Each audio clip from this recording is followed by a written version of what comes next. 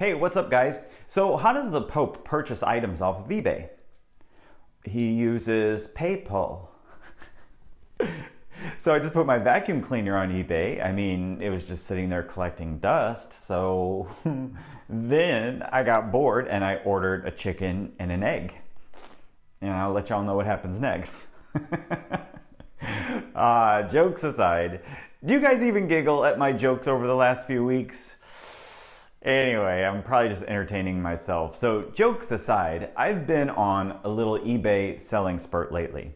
Now, maybe once a year, I get inspired to sell off things I've just sitting around, and this time I was triggered by a quote. The quote was, "You hold on to possessions because they have parts of your life trapped inside of them that you don't want to let go." And well, letting go has been a huge theme in my life. And so I went around looking at all my possessions, wondering what might be trapped inside them that I should let go. And strangely, that activity took on a life of its own, and I ended up selling several $1,000s worth of like parts of my old trapped life. And it turned into sort of a game to see what exactly people would buy and how much they'd pay. Now, the answer, if you're wondering, is way more than they would pay at a weekend garage sale. But when I had exhausted my inventory of items that I wanted to sell, I noticed a familiar low-grade panic that I hadn't felt in a while, and I recognized it immediately. I was out of listings. My little eBay game had resurfaced a very old conditioned response that was drilled into my head by early coaches. I was taught that inventory level determines income level. And while the average agent falls into the trap of chasing buyers around, I was guided early on to put all of my focus into building my listing inventory. And I got so obsessed with it that back in those days, the only production award I really cared about was getting the top listing agent award. Now, interestingly, selling all my listings on eBay triggered the exact same feeling as when I'd sell out of all of my real estate listings. Now, obviously, I don't take listings these days, but it got me thinking about sales in general. Because it doesn't matter what you sell, there's always an inventory to consider. And the more of it you have, the more control you have over your income. So if you're a realtor, property listings are your inventory, and every week, your primary production focus should be going on listing appointments.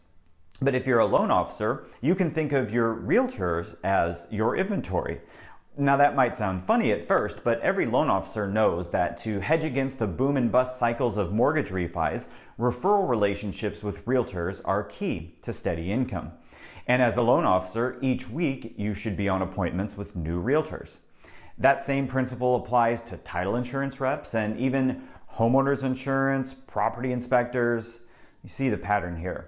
If you're a consultant who takes retainer clients, they are your inventory. In fact, in every industry, there's an inventory that determines income. Here's one more example. Airline seats. If you're an airline, you have individual seats to sell out of each time the plane takes off the runway.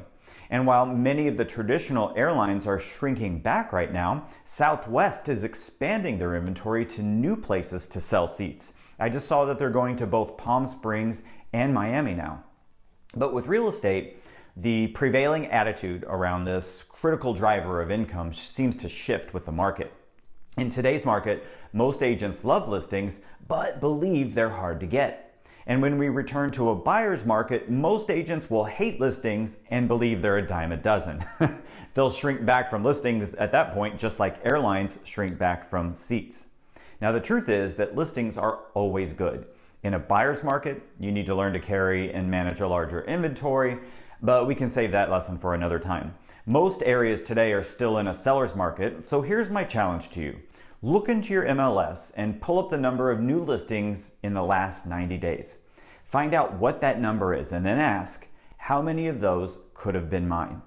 Think about how many listings you want or need to make the money that you've determined that you want to make.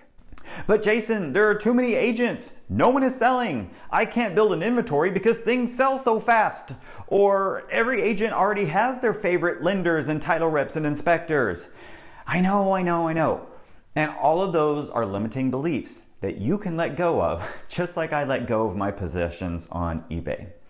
The inventory is always there for you, and regardless of how fast it sells or turns over, sometimes the most powerful thing that you can do for your practice is to commit to a simple mindset shift. A shift in focus to one thing that you can always control: how many appointments you schedule each week to build your inventory.